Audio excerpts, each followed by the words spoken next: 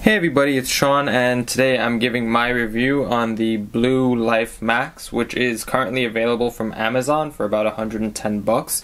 So this phone launched on around, I guess, November of last year, so 2016, November, December-ish. I'm just going to run through the specs real quick. So it has a 5.5 inch 720 by 1280 display, so that's 720p. It has an 8 megapixel rear facing camera, which is capable of shooting 1080p video. It has 2 gigs of RAM and a 3150 milliamp hour battery. It is about 153 grams or 5.4 ounces. It does have dual micro SIM slots and micro SD slot. It has a MediaTek MT6737 quad core processor, clocked in at 1.3 gigahertz. It does have 16 gigs of internal storage, but that is upgradable via micro SD. It has a 5 megapixel front facing camera with LED flash, and then it has all your normal standard stuff such as micro USB instead of USB-C, you know, your headphone jack, and so on. One of the main things about the phone is, of course, the fingerprint sensor, which you can see right there in the back. That's kind of one of the big things I personally think about the phone. So first, I'm going to just give a brief runaround of the phone. So up front, we don't really have anything too special. We have our front-facing camera, our LED flash, and our LED sensor, as you can see there. Our speaker and a blue logo. On the bottom we have our speaker and microphone. Up top we have our micro USB cable right there and our 3.5mm headphone jack. On the right side we have our volume rocker, our power, and of course the slot to pull out the back cover. And on the left side we have nothing. So if you are to remove the back cover, you will see right here that you have 1 SIM slot, 2 SIM slot, and a micro SD slot up to 64 gigs. I currently have an 8 gig.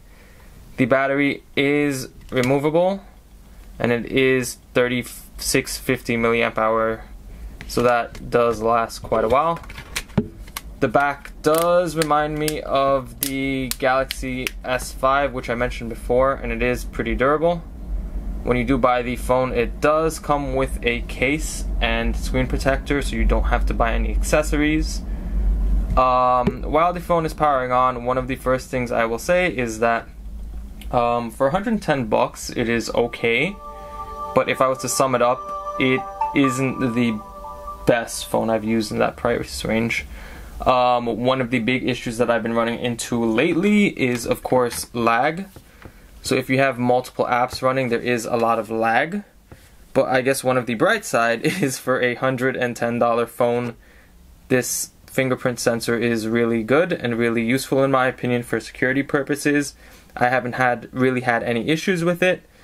When I first set it up, I did have a issue where it wasn't really too good. But I mean, as of using it in the past like 2 weeks, I haven't had any issues.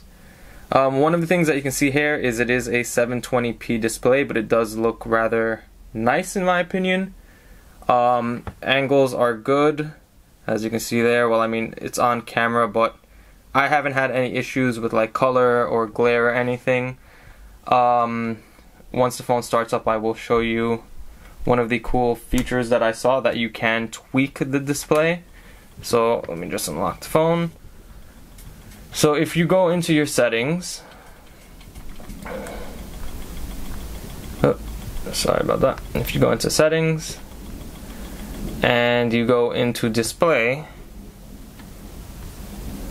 there is a mirror vision display picture quality optimization, and there are literally tons of things you can do. So I have my picture mode set to vivid, but there is standard, vivid, and then user mode, which you can tweak a whole bunch of things. So if you go back, the things like contrast, saturation, brightness, sharpness, color temperature, dynamic contrast, and obviously restoring it to default settings. I just put it on vivid and I left and I didn't have any issue. Once again, talking about the fingerprint sensor, it is very responsive. As you can see, one touch and we're in there. For microphone quality, it's kind of shoddy. I'm not even going to attempt to show you guys how it sounds just because it's not going to really capture well over video. But one of the main issues that I've ran into is kind of lag. So on a daily basis, I use apps such as Twitter, Facebook. So I just want to load them up to show you how I use them. So I'm definitely not one of those people that kind of like have things open and close, but you can do that. So I use an app called Transit, which just shows me my trains. What else do I usually have open? I usually have Snapchat, and I have Instagram, right? And of course I have my music playing, and then just, there we go. And of course I have my mail. Now, I'm not sure if it's gonna work now, but I will paste a video where I had it happening, where I just kind of had like a lag. So let's see. So right now it's gonna work fine. So I'm just gonna choose this mobile, and even things such as typing text. So hello, this is a test message. So right now it works fine, but as we can see in here, we do have quite a few apps open. So one of the main things I kind of play is Fallout Shelter. Once I load this up, you'll see it start to like creep to I don't even know what, and I have a feeling it has a lot to do with the MediaTek processor and the 2 gigs of RAM. That's just not very, like, I guess, not that much resources for someone who uses a lot of apps. Now, obviously for $110, you wouldn't really be multitasking with so many like social media apps, music, email, the web browsing, and playing games. You know, if you are looking to just do one thing at a time, maybe check your email and social media, you'll be good to go. So as we can see right here, the game froze. It's at a hiccup, but it will load. So if you give it like 30, 45 more seconds, it will come back to life and it will work. So right there we see it kind of kicked back in, but it's kind of like janky, and now it's smooth, and it's gonna just keep doing that. But once you get into the game, you're good to go. You shouldn't have any issues, as I didn't. So as we see now, when it loads up, we are good to go. I mean, is it the best thing I've played? Probably not on this phone, but it still can do it with little to no effort once it's loaded. So let's go back home. I haven't had too many issues of the phone getting like hot, so that's not really a big concern. One of the other things I guess I can mention that goes along with the processor would be also the camera. It kind of sucks. I mean, it's a camera, so if I snap a picture of this, well, that's the video mode. So if I snap a picture, it'll do its thing. You kind of have settings. You have HDR. We have when you do the gesture, it'll take a picture, front-facing camera, and then you have some like face beauty mode and panorama. You have some settings like changing color, scene effect, and stuff. For video, it's kind of weird where you have the video quality fine, high, medium, low. I have it set to fine, and I mean it gives 1080p and it works okay in normal lighting, but in low lighting you're gonna have a run for your money. But once again, for 110 bucks, that shouldn't really be a big issue. One of the main factors I consider in this phone is the battery life. It's 32, I think it's 3240, I should remember it off the top of my head.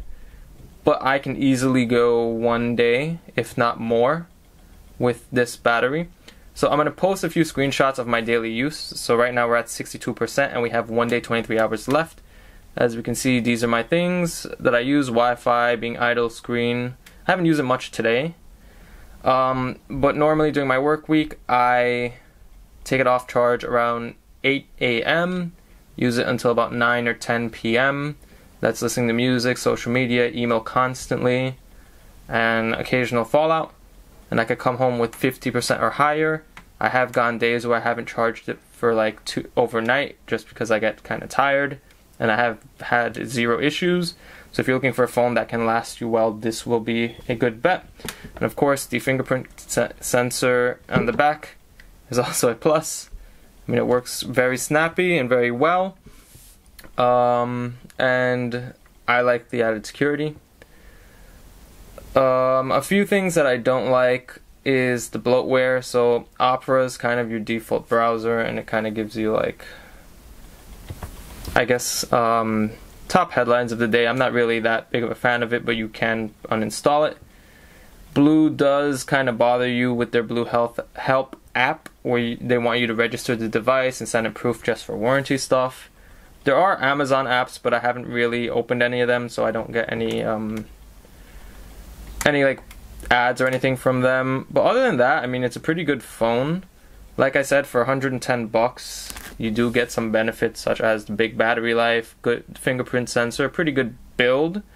The only thing is multitasking probably wouldn't be your best bet, at least if you're multitasking with apps such as like Facebook, Twitter, Snapchat, Instagram, games and stuff. I mean, or if you are, I would just recommend you purging it so it's always empty, and then it'll be a pretty snappy phone. Otherwise, if there's anything else you really want to look for in this phone, you can just leave it in the comment down below. That's kind of all I really got from it overall for 110 bucks. Once again, if you're looking for something to get you through the day, through multiple days, with, you know, moderate use, no major, I mean, doing multiple things shouldn't really be a big deal nowadays, but I mean, for that price, don't really get your hopes up like a flagship device. But other than that, it's pretty good. If you have anything else you want to know or want to see, just leave it in the comments down below and I'll respond or create a video to show you guys. If you guys enjoyed it, I hope you comment, like, and subscribe, and I will see you guys in the next video.